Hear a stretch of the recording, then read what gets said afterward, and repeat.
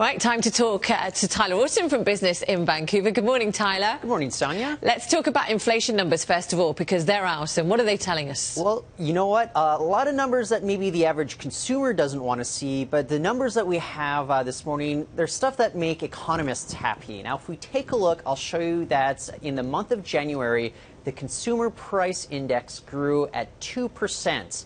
Now, that's up from the previous month when it was at 1.6%. Economists like that 2% number because, of course, the Bank of Canada aims at a 2% rise in inflation.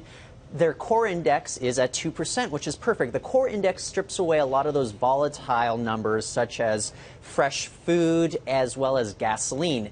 Now, in BC, well, that's where we're paying for things. We're at 2.3% growth, so we're actually paying more than the average Canadian is at this point as of January.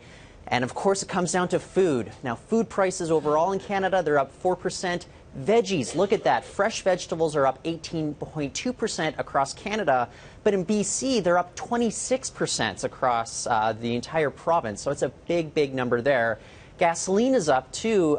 This is a big number for us, 2.1%. We've seen double-digit decreases for the better part of the past year.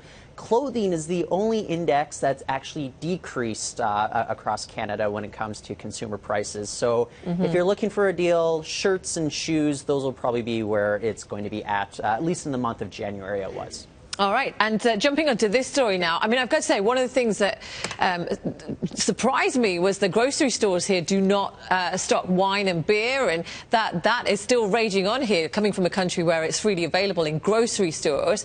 And now the BC government have announced a few more licenses, so tell us about this. Yeah, well, it's going to be an interesting sort of program that they have here. There's 16 licenses up for grabs that are available to grocers.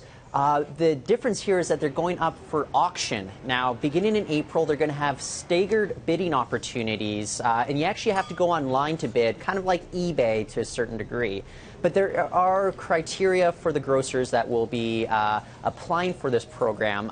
First of all, they have to have at least 10,000 square feet of space in order to qualify, and 75% of their business has to be devoted to food or services involving the food industry. But here's the big kicker here, and people have to be very serious if they're a grocer and they want to have a license to sell BC wine, cider, or sake. They have to put a $25,000 deposit down just to bid on this. So this is serious business here, Sonia. Do they get that back if they lose the bid? Yes, they do. That's a very good point. It's not just going to evaporate. And if they do win the bid, they do get the $25,000 deposit back as well. Okay. Tyler, thank you very much for that.